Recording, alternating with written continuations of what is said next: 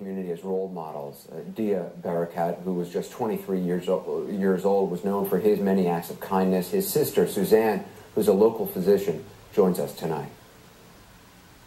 Suzanne, thank you for being with us. I'm so incredibly sorry for your loss. First of all, how are you? How's your family holding up? Well, it's a pleasure to be here, Anderson. Thank you for having me. In terms of how we're holding up, I would say that the honest answer is we're still in shock, and there's still a lot of denial. And I think the reason why I'm able to be here today is because I feel mostly numb.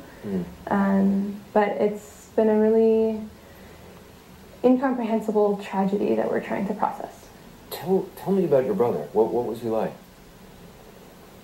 My brother, Deah, was a 6'3" young man who had the kindest heart, who loved everyone he met, greeted strangers with hugs, and dedicated his life to service.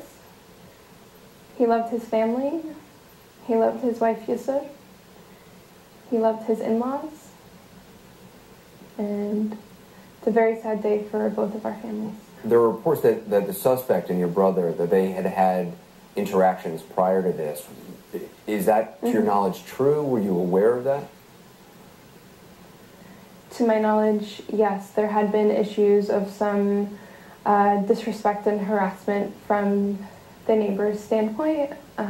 It's basically incomprehensible to me that you can murder 3 people by shooting a bullet into their head and killing them over a parking spot. Let's leave it at that. You think there's more to it? Absolutely. I don't want to ask anything you don't want to talk about, so feel free to just say I don't want to talk about it. But you'd say there had been some interactions. Do you think that they had anything to do with your brother's religion, with how he was perceived by this person? Having heard secondhand from what a very close friend of Yusor's had said, that basically he had said, because of the way you look and not comfortable with the way you look, and I'm really sorry. It's okay. This is really hard. I know. I go from being in denial to being really numb to being really angry. I came here today in hopes of shining light on Deah's legacy and Yusor's and Razan's, and for the 3 of them that has been dedication to service. And I want to make sure that they are recognized for that, and that the world realizes what we have lost in the loss of these 3 incredibly brilliant, bright, beautiful, accomplished, successful, respectful, loved 3 young people. If you were within our community, Anderson, you would see just the outpouring of love and support we are receiving from everyone around us, and it's been immensely touching.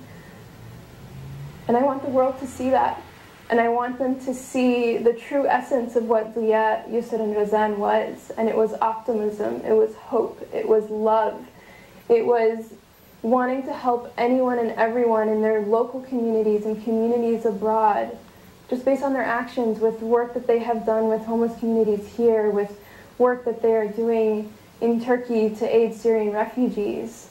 Deah was running a campaign with the dental school and with some NGOs to fundraise money for a mission trip later this summer. And yesterday he was at, I believe, 16,000, and today it's over 120,000, and that is amazing. And we want to continue that, and we want them to be remembered for that, because one thing that I knew about Deah is that no matter, he made dental school look easy. He made that's a hard thing to do. It is, but he did it because he loved it. He loved what he did. He loved playing with the children when he was working abroad. He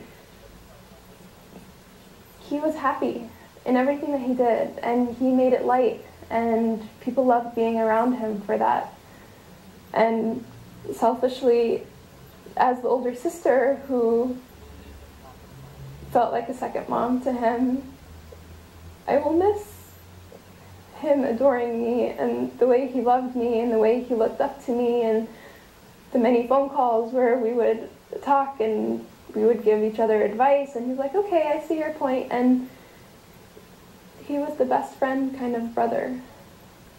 It's a tremendous loss, not just real is what I feel. Yeah, it's a tremendous loss, not just for your family and for your friends, but it sounds like for the community and for this country. It sounds like your brother was a young man who had already made tremendous contributions and would no doubt continue to do that for the rest of his life. They were all destined with very bright futures ahead of them. Deah being a second-year dental student at UNC, Yusor having just gotten accepted to UNC Dental School to be starting in the fall, Razan in a very competitive program studying architecture and is very creative.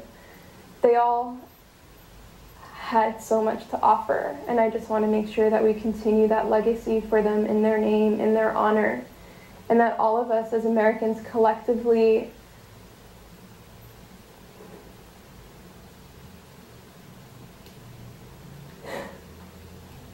not let their deaths go in vain.